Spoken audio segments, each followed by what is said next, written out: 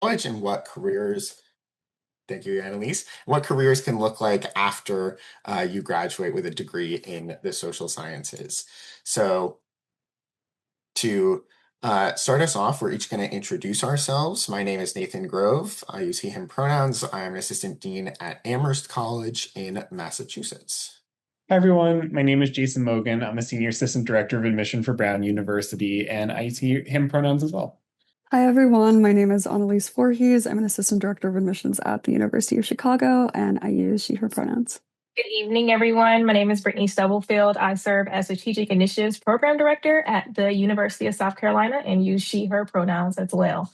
Nathan, you want to hit the next slide for me? Thank you. So before we dive into our presentation tonight, I really wanted to take a time to introduce what the STARS College Network is. So if this is your first webinar with us tonight, or if you joined us before, this will be a quick little refresher for you.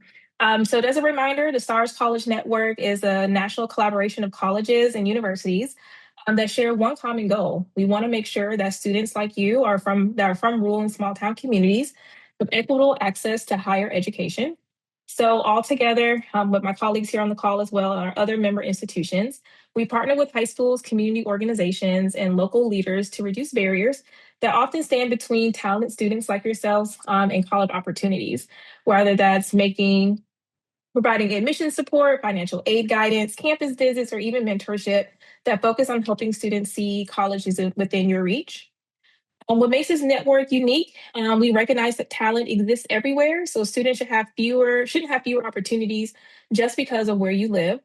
So by all of us working together, institutions are able to share resources, best practices, and innovative ideas that expand on college access and affordability for rural students across the country. So ultimately, the network is about creating a stronger pathway to higher ed that connects students with institutions where they can thrive and ensure that geography is never the reason a student's potential is going unrealized. So as you can see, the network includes more than 30 different colleges and universities across the country. There range from public flagships such as the University of South Carolina, the University of Texas, to highly selective institutions like Stanford, Yale, MIT, and Brown. So as well as outstanding liberal arts colleges such as Amherst and Colby. While these institutions offer different sizes, locations, and mission, we are all united by one shared commitment. So making sure students from small and rural town communities have access to college where they can thrive. The best part of this network is it allows institutions like me, like us, to learn from one another and us collaborate on innovative ways to recruit, support, and graduate rural students. Thank you. So what does our network actually do? So at its core, the network is about removing barriers and creating opportunities. So the first way we do this is by bringing college access directly into your community. Instead of expecting students to travel long distances to find out information, admissions professionals visit high schools and communities provide guidance on admissions, college admissions, financial aid scholarships, and application process. Second, we also invite students to experience college firsthand through free programs hosted by our STARS campuses. These visits will allow students to explore different campuses, connect with current college students, and begin to see themselves as future college students. We also offer virtual programming, which is what like tonight, which is such a very important role. Through the online workshops and resources, students and families and educators can access information about the college search, affordability, and college prep from anywhere. Finally, we're focused on long-term success, not just college admissions. So the network connects students with internships, career experiences, and professional opportunities to help them build skills, and in many cases, bring those experiences back to strengthen your own community. So altogether, these four areas create a comprehensive approach to college access, meeting students like you where you are, supporting you through the college search process, and helping you succeed long after you enroll. All right. Well, I'm here today to introduce what the goal of studying the social sciences is. And the social sciences really encompasses a broad range of majors, of academic areas of interest. But what really brings them all together is the idea of studying contemporary society and all of the impacts that led to its development. We're trying to understand human behavior, the relationships between one another, societies, and the structures at play that impact all of these different facets of who we are and how we connect. If you take a look at this faculty member, Robert Redfield's quote, one of the key pieces here about the social sciences is that you're taking that scientific spirit. It can be quantitative, it can be qualitative, and you're applying it to social problems. Social sciences really addresses social inequities and social needs through all these different academic areas that we'll talk about in a little bit. Through studying the social sciences, you are explaining human behavior. Why do we think the way we do? Why do we engage with one another the way we do? We're analyzing social structures. So think about the family unit, how schools have developed. Think about government structures and policy. We're trying to understand historical influences and cultural influences, the differences between these different backgrounds and how it might have led to the development of societies in different ways. Through these different cultures, through these different histories. And we really are using the social sciences to solve social problems. Think about any of the inequities that are happening out there. Think of areas around inequality, crime, public health access, education access. Social sciences are addressing each of these through research and trying to impact policy. And to that end, the social sciences really promotes this idea of civic engagement. If we're studying how societies exist, social science students tend to be very engaged in their community. They're thinking about policy. They're showing up and connecting with their electeds to contribute to how we understand our society and how to make it better. For starters, if you're trying to think, am I a good fit for a social science degree? Start with the question of if you're interested in this idea of understanding human behavior, relationships, and societies. If that sounds compelling to you, then take a look at this list right here on the right. You may have some of these qualities, you may have all of these qualities, you might be working on these right now, but if any of these speaks to you, then you may be a good fit for the social sciences. So students who are a good fit, those who are research oriented. Social scientists are collecting evidence and they're analyzing it to understand how we engage with one another. You may not have had research experience before, but you want to have that orientation. You're excited by the idea of learning new information and collecting that information. Students generally are strong critical thinkers and they're intellectually curious. So when you receive information, you're not just taking it at face value and saying that that is correct and true. You are thinking beyond that. You are investigating and you are asking questions. You are also bringing in multiple perspectives to really understand the phenomena that you're studying. We mentioned that social scientists are trying to engage with societal issues and societal inequities. So students who are service oriented, who are civically engaged, who are connected to what's happening in their community and helping others, that's a great fit for the field. And that last piece is also connected to how we relate to others. If you're collaborative, if you're empathetic and open-minded, if you're thinking beyond the experiences that you've had to learn about how society exists today, then that's going to make you a really strong social scientist. So when you're thinking about really any major in a college or university setting, you really want to look at each school's expectations. What are their requirements? What are they saying on their website? You'll often find that there are general requirements for admission, perhaps through the undergraduate admissions pages on those websites. But if you're applying to schools where you're applying directly into a major or you're applying to a specific school within the university, they may have specific requirements on the courses that you need. For the social sciences, you're going to still want to maintain that well-rounded education across English, social studies, math, and science. A lot of that does have to do with those research habits of mind and the fact that the research is both qualitative and quantitative. So you'll see here, experience in statistics for social sciences is great. Social scientists use statistics a lot in their analysis. It's a great way to have that quantitative research. You'll also see that calculus can be pretty beneficial. You'll find that actually a lot of college and universities still have calculus as an expectation once you get to that college or university to pursue the degree. And this isn't true for every field. It also may depend on what you want to pursue within the social sciences. It depends on the major, but it is helpful, especially if you have that accessible to you.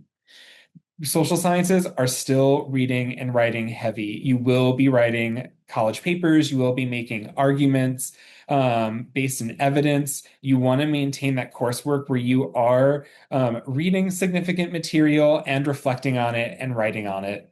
And that last piece, again, research comes up over and over. You are collecting that information. You're excited about the idea of bringing new information and understandings of social trends to the forefront and taking that information and applying it out.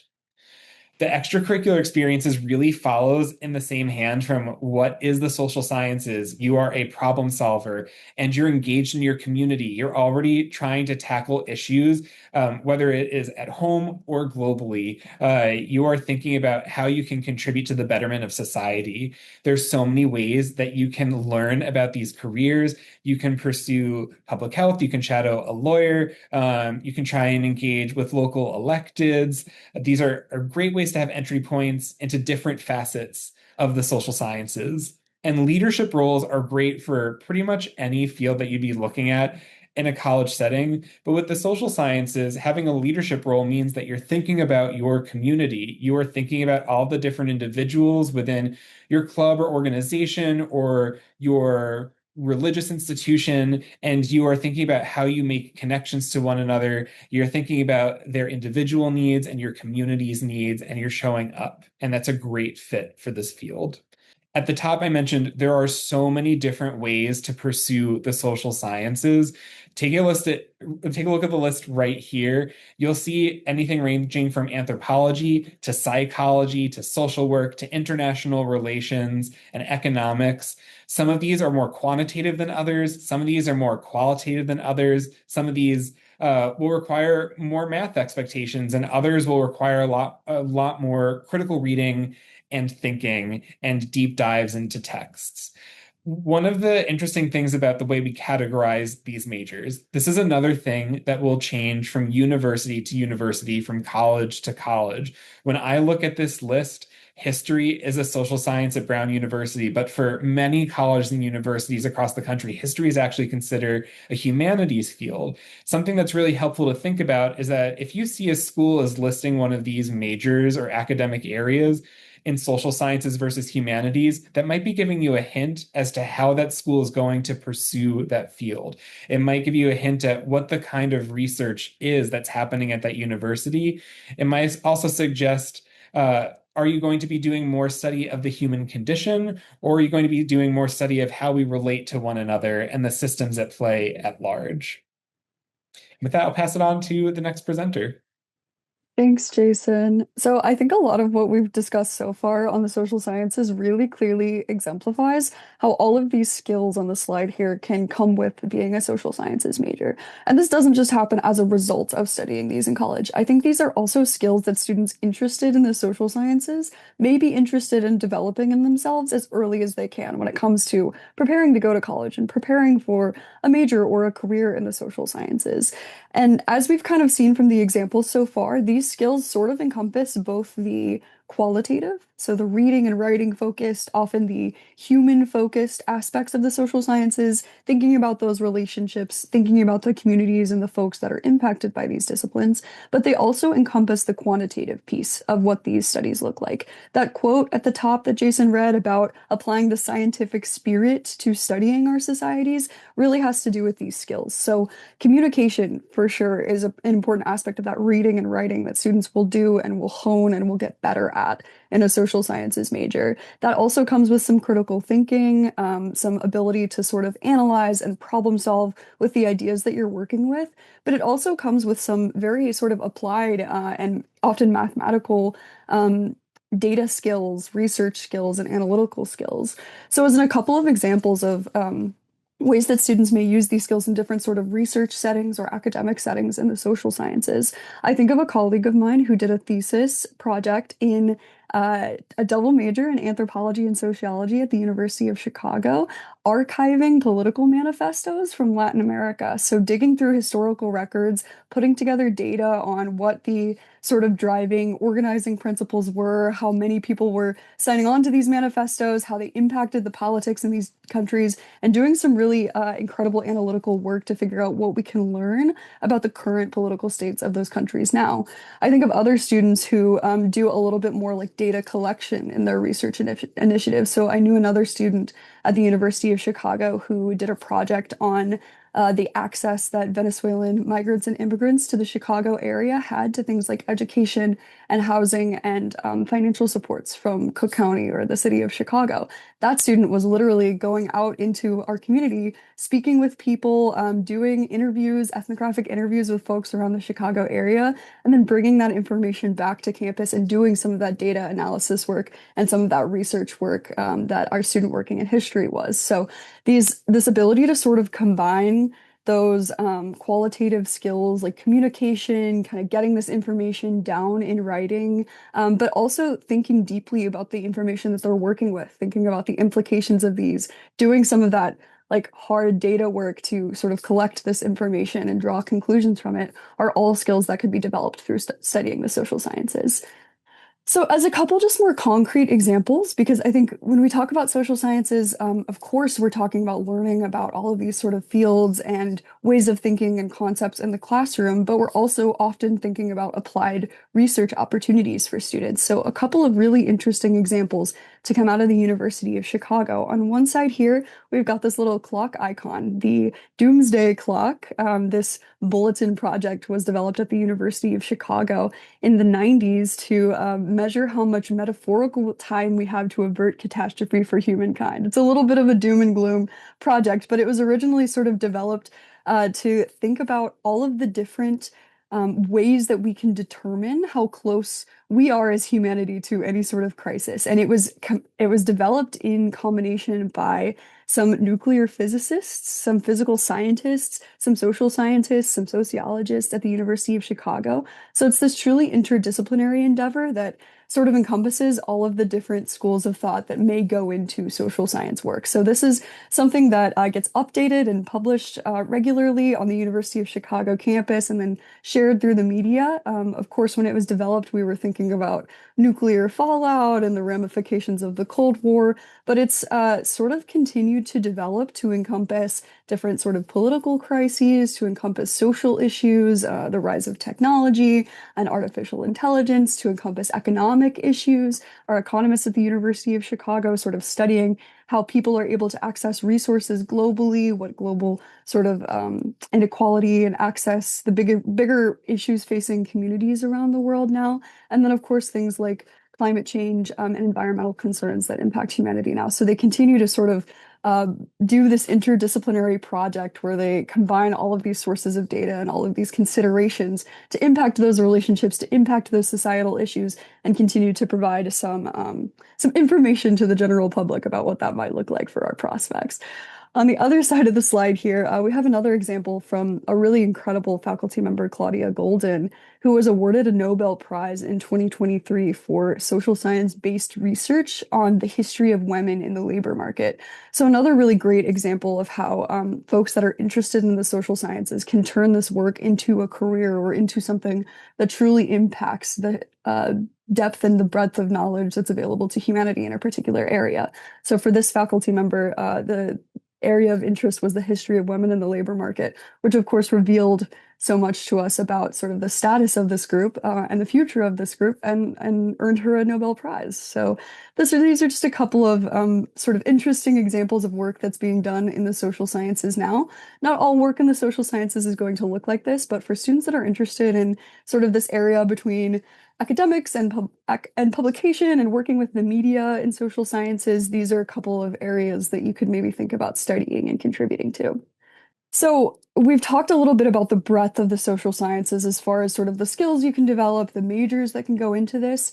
As a quick reminder, there's so much flexibility, especially for students that develop these skills in a wide variety of areas, to take any one of those social sciences majors, or even a major not related to the social sciences, and apply it to one of these careers in the social sciences. There's so much room in life to study things that you were interested in, to study interdisciplinary work, and then to take it in any direction for your career that you're interested in. But if you're a student who knows that you're excited about the social sciences, these are a few careers that you might be looking toward after you finish your college or university career. So, of course, we have things like education. All of that can encompass everything from literally teaching in a school or a college or a university, from pre-K to working as a, a publishing faculty member like Claudia Golden on the last slide. Also, things like law and law enforcement for students that are interested in the laws that dictate the societies that all of these sciences and these structures are at work in. Social work, of course, counseling, government and public service for students that are interested in sort of serving folks in their community, whether that's thinking about things like resource distribution or working directly with individuals to sort of improve their lots within the structures that are impacting their lives. We all work in higher education or student affairs or admissions, so thinking about sort of access to higher education can be a huge way that the social sciences are applied and is in all of our lives. And of course, things like research, agriculture and environment, urban planning, thinking about the way that we design the world around us and how that impacts different social structures in our society and our relationships with one another. And things like communication and communications and marketing and consulting, applying the things that we know about how humans work to how we interact with one another economically, or how we sort of promote different ideas and products and forces to one another. So these are just a couple of examples. Truly, the social sciences is so broad, and even within these categories, there are so many interesting roles that a student with experience or interest in the social sciences can occupy. But hopefully, that gives just sort of a broad idea of what kinds of things might be out there. So I think in this next section, we're each just going to take a moment to introduce a student from our institution that has had engagement in the social sciences. Thanks, Annalise. So, to bring everything that we've been talking about all night and bringing these career pathways to life, I would like to introduce one of our USC alumni, Radija. Her journey is a great example about her passion for helping others can grow into meaningful career in the social sciences. So, Rhodesia grew up in a small town in South Carolina where she attended elementary, middle school, and high school. And in the same town, and her graduating class was only 36 students. She came to the University of South Carolina and earned both her bachelor's and master's degree in social work.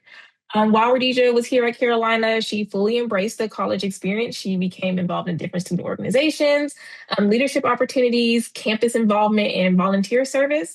And with all of those experiences, along with several professional internships, as you can see, it helped her develop her skills in advocacy, case management, and community engagement, and also working with diverse populations. So today, Radita is a therapist in a center in Orangeburg, South Carolina, where she provides individual and group therapy for adults recovering from substance use disorders using evidence-based and trauma-informed practices. She's also continuing her education. She's pursuing her PhD. I'm really super proud of her in social work, and this demonstrates her commitment to lifelong learning and service. So we're going to go through the next few alumni stories, and you'll notice that while each of the graduates followed a different path, they all started with a desire to make a difference. So social sciences can offer a wide range of careers, as you know. So we can go on to the next slide. So the example here is Felix Gonzalez, who has now earned 2 degrees from the University of Chicago. Felix originally came from a small town in East Tennessee of about 2,000 people. One of the early things Felix did to prepare for his college career in social sciences was to sort of take advantage of the challenging curriculum that was available at his high school. Totally recognize that not every high school is going to have all of these curriculum opportunities. So for Felix, what he had available to him was a full IB diploma, that International Baccalaureate curriculum. Whatever that looks like for you, if there's challenging curriculum available to you, that can be a great way to start exploring your interests in high school, or at least challenge yourself and build some of the skills that will be necessary when it comes to college or university. Felix was also really interested in global studies, so did some work with his extended essay, sort of carving out an opportunity to start exploring those interests for himself. He then found ways to take advantage of sort of the extracurricular opportunities or the things that were taking up his time in high school to develop these skills. So he mentions, holding leadership positions in student government here, running a YouTube channel as a hobby, and taking care of a younger sibling, all of which were pretty influential in shaping his interests and marking his journey to the University of Chicago. He also had the opportunity to participate in a summer program at the Tennessee Governor's School for Prospective Teachers, figuring out a little bit more sort of an interest in education, maybe academia there. If you don't have access to summer programs like this, no worries. It's just an example of how Felix was seeking out extra opportunities. So any ways that you can kind of find to hone your interests, do a little bit of self-reflection, and explore the things that are interesting to you before college is always helpful in figuring out your path. Felix then, along his journey, came up with a couple of criteria that were going to be important for him when it came to choosing a college or university. He knew he wanted a liberal arts university that welcomed undecided students and gave him a chance to explore his interdisciplinary interest. He knew that geography was an important factor for him because he wanted to stay at least an 8-hour drive or less near his family. He also was really interested in schools that invested in mental health resources and students and schools that had generous need-based financial aid due to coming from a low-income background. So all of these are completely valid factors when it comes to your college or university search. Felix wasn't able to attend any campuses in person, but took great advantage of the online and virtual resources like you all are doing on this webinar to get to know different schools. Felix also applied through the QuestBridge College Match program. He's a QuestBridge scholar, thanks to sort of chatting with a classmate about how to access college and university as a low-income student. And then ended up coming to the University of Chicago through that. Once arriving on campus, took advantage of a few resources. These exist at so many schools, but Felix rightfully had that opportunity to sort of seek out these resources and make sure that he was prepared for success in the college. So that includes like seeking academic advising through his academic advisor at UChicago, loading up on the core curriculum so he had opportunities to explore a liberal arts education before declaring a major, attending sort of major open houses, and attending a research program through the Summer Institute in Social Research Methods. So just taking the time to sort of explore and experience all the college had to offer before deciding on the major in Latin American Studies and Education and Society.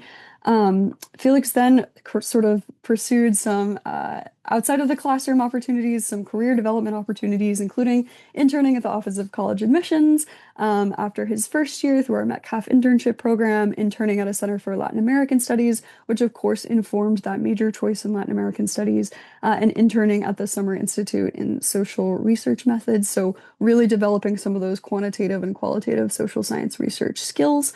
And then Felix went on to self-advocate, get great financial aid to get a master's, completing his bachelor's degree at UChicago, and actually, even beyond what's listed on this slide, has continued to do that for himself by being accepted to several PhD programs in social sciences. So primarily related to his undergraduate work, but now sort of thinking more specifically about higher education access, which has become an area of passion for him. So he's continuing in the academic field and continuing to pursue his passion for social sciences.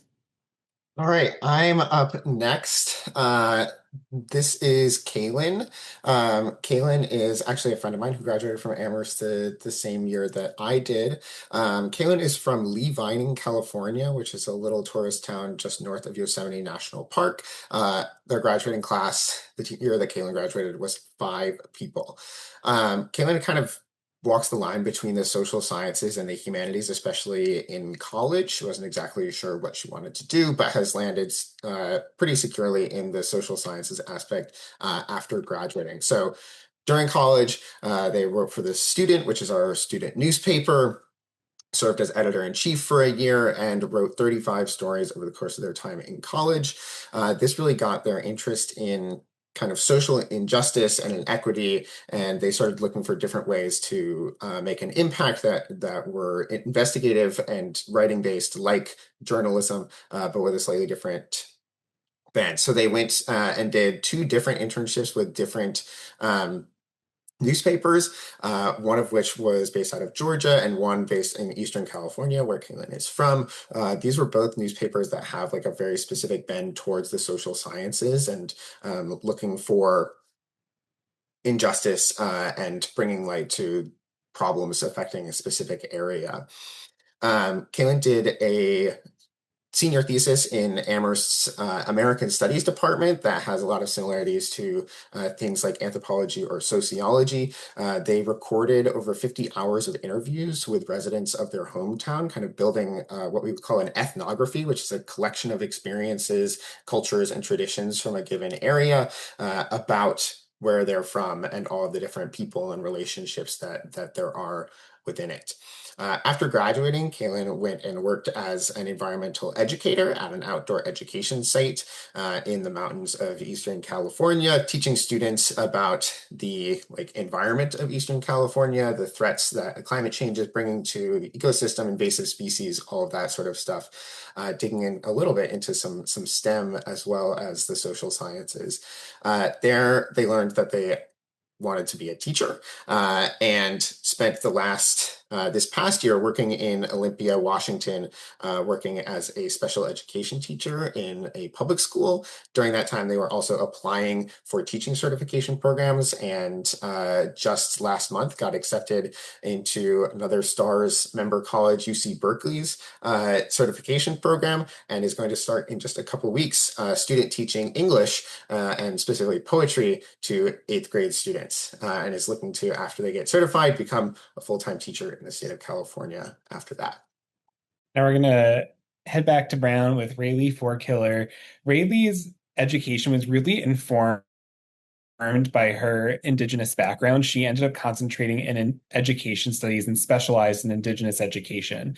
And she comes from Eastern Oklahoma, from a region that is known for being deeply impacted by the historic Native American boarding schools.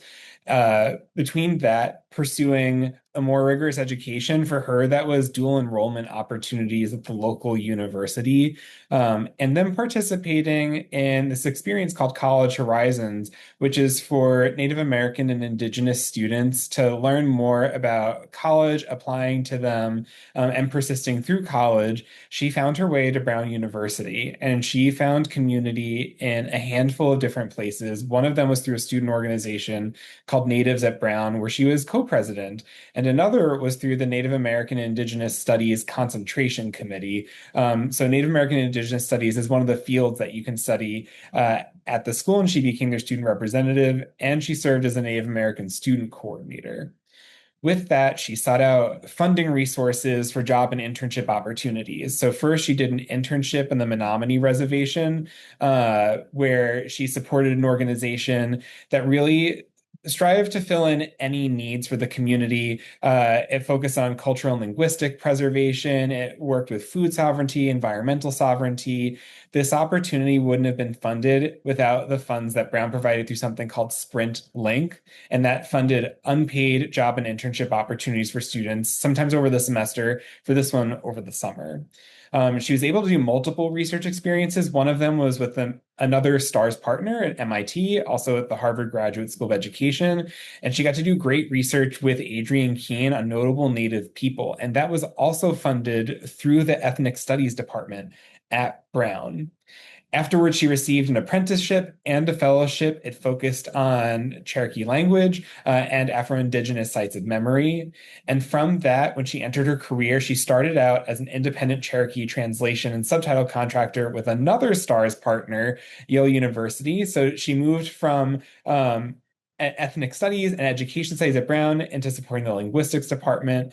And what you can hopefully start to see here is that everything that's happening is really community oriented, but it's also really interdisciplinary. So another move that she did was she was an installation artist for the Oklahoma Fashion Alliance. So right now she's returned to education. She's back in Wisconsin. She's working as the native language and culture coordinator for the Indian Community School out in Milwaukee. And she's also a writer. She just had one story published and another story forthcoming published in an anthology. One of them is Heart of Our Nations, and the other one is Letters as Characters. The thread of education existed through everything that she did, and the lens that she took was through her background, but she pursued it through research, through community building, through working in schools, through the arts. And so it's just a reminder that the social sciences are so broad and you're able to apply the skills you gain broadly across your career. All right, everyone. So that's the end of our mostly prepared slides. These QR codes I'm going to leave up on the screen for just a second, and then I'm also going to have them up while we're answering some questions. These lead to all of our different admissions pages. So if you're not on our mailing list and you want to hear more about any of our specific institutions, this is how you get connected with us and stay connected with us after the webinar.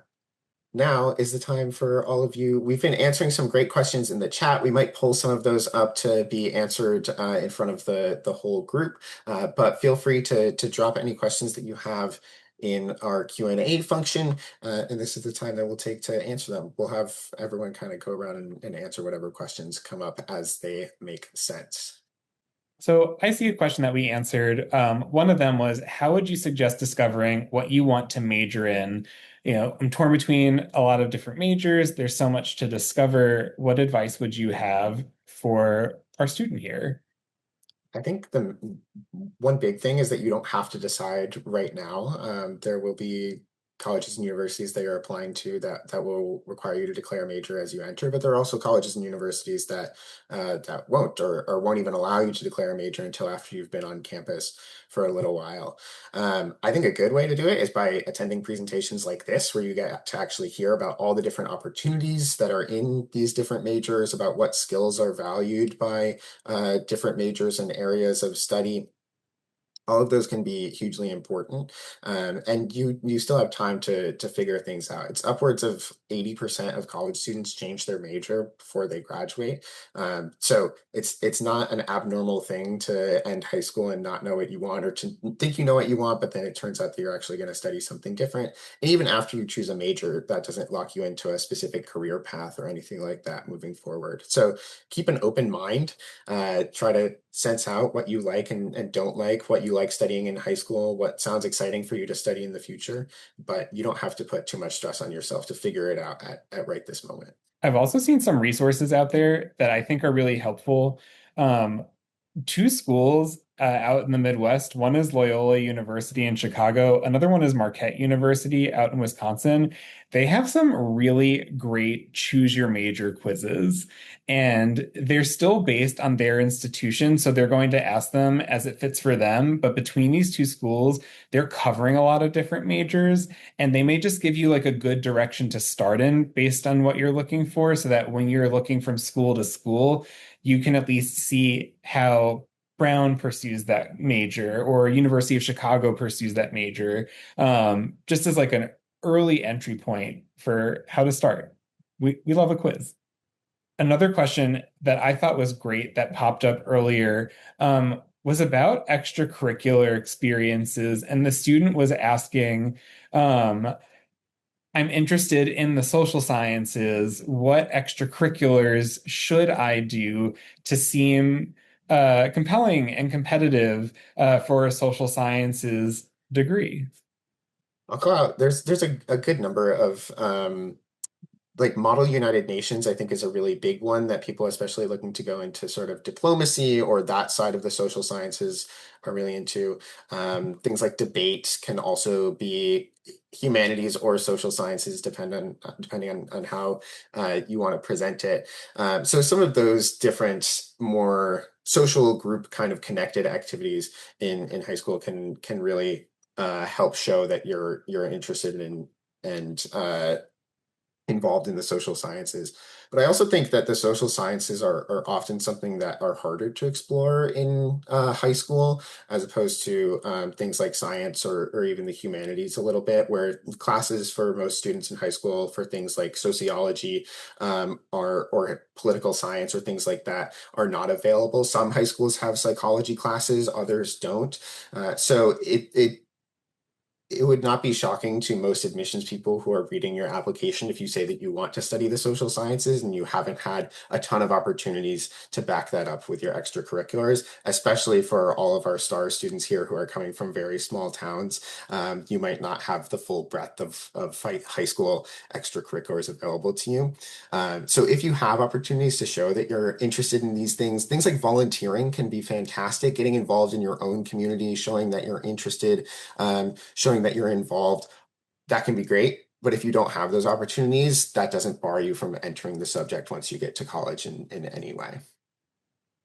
I know that we pulled out a handful of examples from the student profiles that we shared at each of our schools on what everyone did for their career after their social sciences degrees. But we got a question in here that says that they like the research aspect of social science. Um, do you have recommendations for careers that this student should explore? And do you have any recommendations on what steps they should take? I think the biggest research when I think of research in the social sciences, I often think of psychology. Psychology is probably the closest you can get in the social sciences to being a hard STEM discipline that the papers and things like that published for psychology are very in depth in terms of research. It depends on what research you want to do. Things like sociology or economics are often doing a lot of data collection and then analysis of that data. If you're thinking the most stereotypical image of research where you're running tests and then trying them again, that can be a lot of more what psychologists are doing. The research that anthropologists are doing is often going out into communities, other foreign countries, talking to people, taking notes, and coming back and reporting on what they've learned about different cultures and ideas and subsets of people. So really everything in the social sciences is going to be doing a lot of research. That's a lot of what is involved in participating in the social sciences. But what research you want to do can really help define which pathway you take once you're in the area of study. Sometimes the job title isn't super straightforward. There are consultants that use their social science degrees to understand trends and how to support communities. There are think tanks that come from social science degrees. Again, it's that idea of using the evidence and research and applying it to what you're doing.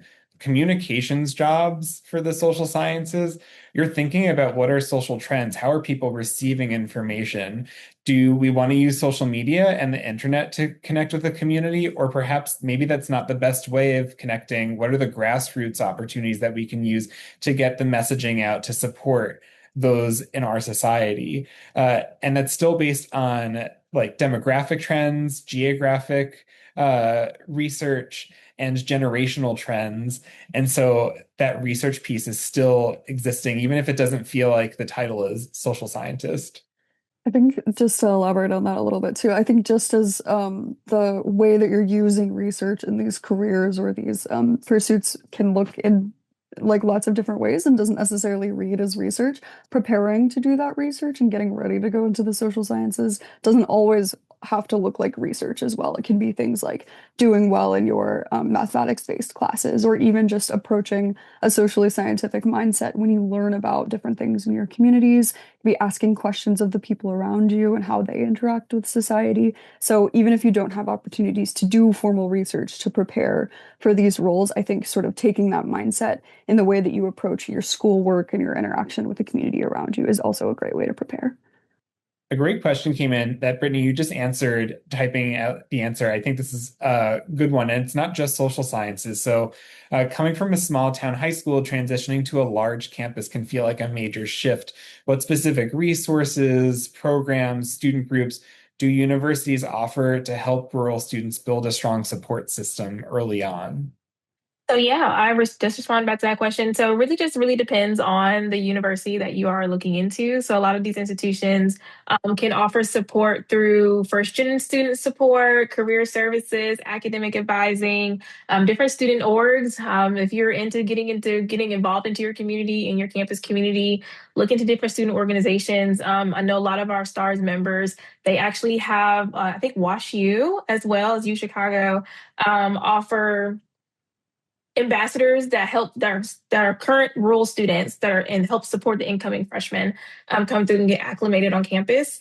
And so I know it can be scary. I came from like a mid-sized school and coming to a large university over thousands of students. It can be quite intimidating, but once you find your community and then finding your group and make so a big community can make one feel small. Let's see here. Oh, I do like if I went for a neuroscience degree and wanted to get into research. Jason, I know you're typing out this answer. Would that be possible? And so, yes, I will say I will speak for the University of South Carolina. We are a Research One institution, and so students can get involved in research as day one as soon as their freshman year.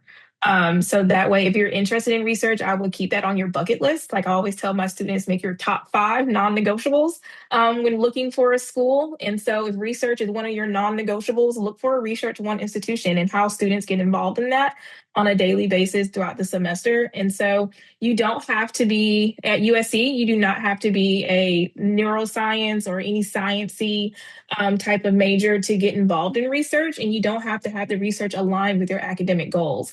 You can literally be a music major and you want to learn more about your neuroscience, and we have a whole database of research faculty that lists everything that they're doing. You can reach out to them. They're like, absolutely, come in on Tuesday. And now you are part of their research lab. And so professors aren't as scary as everyone thinks they seem to be. They're very engaging and want to see students succeed. So research is very possible for students to do once you get into your undergraduate career. You just have to step out and take a chance. We got a question here, kind of going back to the point that Jason mentioned in some of his slides about majors, like history being either humanities or social sciences, depending on the institution, and what the difference is between studying those disciplines at different schools, and what would be the difference between studying it like a social science versus studying it like a humanities discipline. I think that that's going to be a case by case scenario from the institution.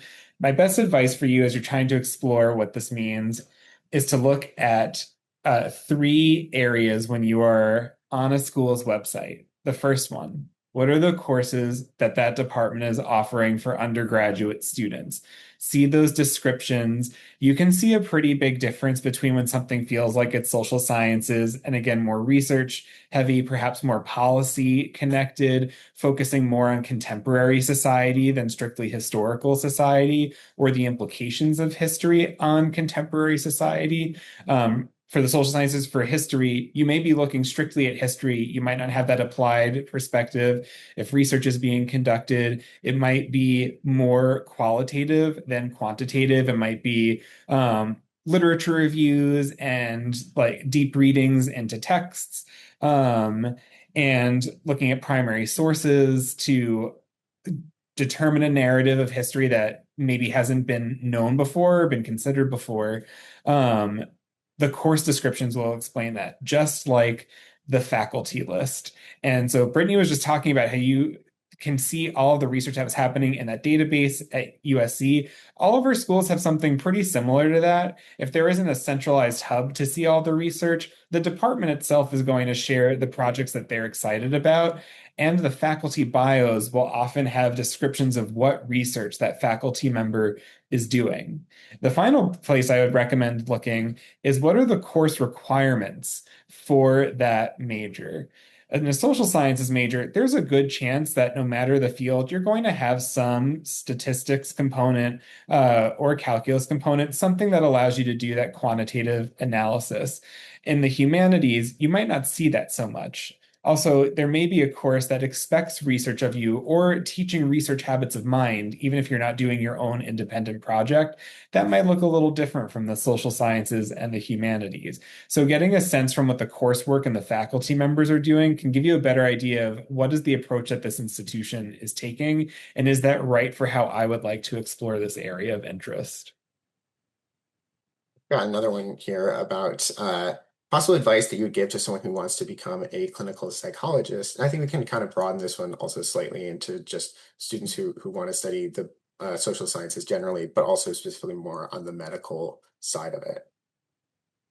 I would say, I mean, your first step is just figuring out what colleges or universities are going to best suit the kind of psychology or the kind of social science that you're interested in while still meeting all of your other needs and goals. So, obviously, looking up institutions that have a psychology program, maybe, focused in clinical psychology is a great first step, but also figuring out what kind of environment you're going to be happy and successful in. So, all the other things we were talking about too, like geography and campus size, access to research versus, access to maybe seminar style courses or lecture style courses, all of those things to kind of help keep you grounded and accessing opportunities and engaged with your coursework is going to help you sort of finish strong through your degree in psychology or clinical psychology.